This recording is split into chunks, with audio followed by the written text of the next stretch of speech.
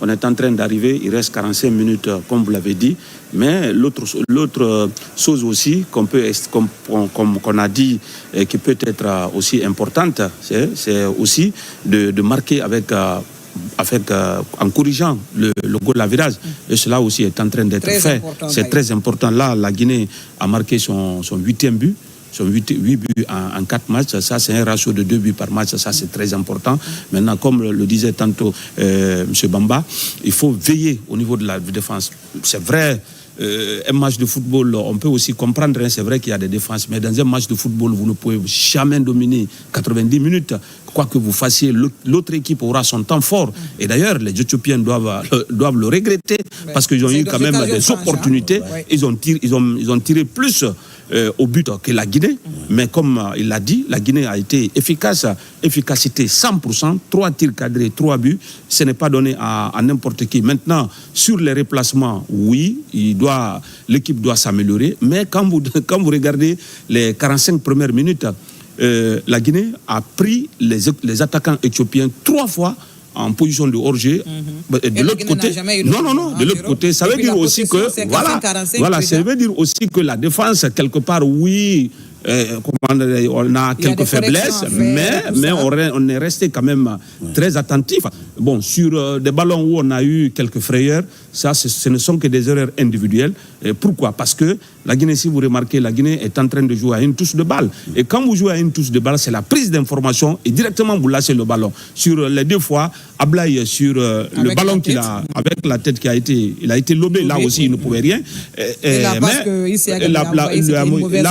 Là aussi c'est vrai. Il était court sur l'action. Justement, il n'avait pas pris assez d'informations. Parce qu'Antoine attendait le ballon en première intention. Lui, il a juste voulu le contrôler tout de suite et finalement, il a perdu le contrôle. Et donc, grosso modo, parce que bon, tout n'a pas été parfait, comme on l'a dit, tout n'est pas rose sur le replacement, sur les quelques pertes de balles, c'est vrai. Mais aussi, Moussa, sur ses sorties, il a rassuré parce que quand il sort, il réduit l'angle. Vous l'avez vu sans doute, le but qui pouvait être marqué, sa sortie a fait que... sa sortie a fait que l'attaquant, finalement, a eu des doutes. Il n'a pu mettre que le ballon au-dessus de la transfert. Moi, je dis, c'est vrai parce qu'on a 3 compartiments.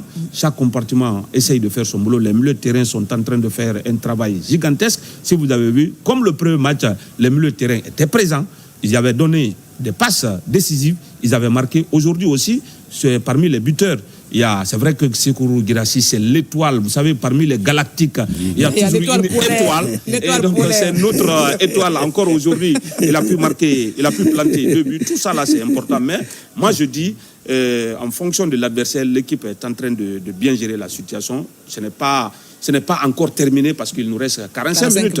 On a vu des matchs où une équipe qui gagne 3 buts en première période et que de l'autre côté. Donc, moi, je crois ces joueurs-là sont suffisamment outillés pour le savoir et de rester concentrés de bout en bout. Et aller marquer encore plus, si c'est possible, comme on l'a fait lors de la 3e journée. Et Bamba, le public qui a répondu, malgré la charité, l'arrêté du billet, le stade pratiquement est guinéen. En tout cas, ça a été le cri de cœur du service des sports. Quand l'équipe jouait du côté de Maroc, on disait l'équipe, elle est orpheline. Il faut trouver... À défaut de nos stades, il faut aller vers Yamoussoukro, la Côte d'Ivoire. Et les autorités, bravo, ont entendu. Et puis voilà, le public est sorti pour supporter. Et puis nos autorités de l'autre côté, vous l'avez dit, l'ambassadeur Moba et son équipe. Voilà, le 12e homme. Malgré nous sommes à 1000 km, le 12e homme est là pour vraiment accompagner le Sili. Et ça, c'est très important. Vous avez vu, quand Guirassy marque, il va vers ce public qui est vraiment sorti pour supporter le Sili. Je pense que c'est très important. Ça crée même, et puis, ce retour, la réconciliation entre l'équipe et son public, et ça se passe déjà. Et il faut conserver maintenant et gagner ces 45 minutes qui restent. Je pense que le Sili peut le faire. Ils sont professionnels. Et je l'ai dit, Lucier a trouvé quelques changements au milieu du terrain. Il a parlé, les belles combinaisons entre Madi, Sedouba Sissé, Morlaï, qui se sent à l'aise maintenant. Et je pense que c'est très important. Dès qu'il y a une ambiance positive au sein d'une formation, on l'a dit, ce qui nous manquait, c'est qu'il y avait une confusion dans le message. Et on ne critique pas ce qui s'est passé. On a tiré les leçons. Mais en matière de football progressiste, il faut que le message soit clair. c'est que dans le vestiaire, il y a un entraîneur, il passe le message, l'équipe écoute, et ce qui se passe aujourd'hui, c'est ce qu'on a voulu, et c'est ce qu'on a demandé, et c'est ce qui se passe. Je pense que le Chili est en train de suivre le chemin, et le Chili peut gagner cet après-midi, et là on se positionne les 6 points, il a fait les statistiques déjà, avec 2 points de différence, on peut aller du côté de Dar es Salaam, essayer de vraiment challenger cette formation tanzanienne, et pourquoi pas le 11 novembre battre les Léopards en Côte d'Ivoire, c'est possible. On a été battu à la dernière minute, une erreur monumentale du portier, mais le Chili d'aujourd'hui, c'est ça le football guinéen, et c'est ce qu'on veut retrouver. Voilà, de toutes les façons, vous avez remarqué une chose comme moi, avec Doucier qui est imperturbable, qui ne sourit pas, qui ne jubile pas quand la Guinée marque. Ah oui, vous l'avez remarqué comme moi. Moi, je l'ai remarqué. C'est comme on l'a dit, Doucier, ce n'est pas sa première fois de venir accompagner cette équipe nationale. 2002-2004, il était là. 2010.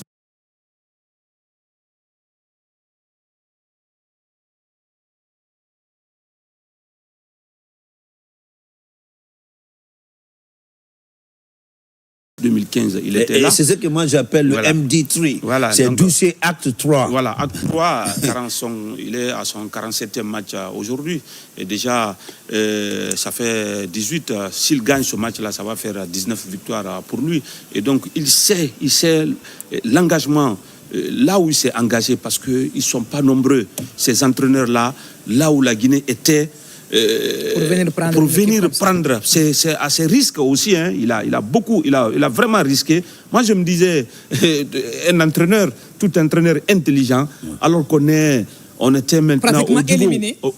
C'est-à-dire on était au bord du précipice. Jouer sur la Guinée. Non, justement, on était au bord du précipice. Sur la Guinée à ce stade. Et que lui, il accepte d'accompagner cette équipe, mais de l'autre côté, ça veut dire il a déjoué aussi le plan de l'entraîneur Haile Zébré, parce que là, la défense a été changée. La défense a été parce qu'il y a eu 3 changements au niveau de la défense. C'était pour dire que pour éviter tout ce qui s'est passé. Et ce que je dis la colonne vertébrale a été touchée lors du premier match. Voilà. Et ce qui a changé. Complètement changé. Au niveau aussi de l'attaque, il y a eu un changement, mais tout cela a été fait par notre ami Haile. Mais les poulains de Doucier ont quand même eu raison, encore une fois, en tout cas, tout au moins au niveau de...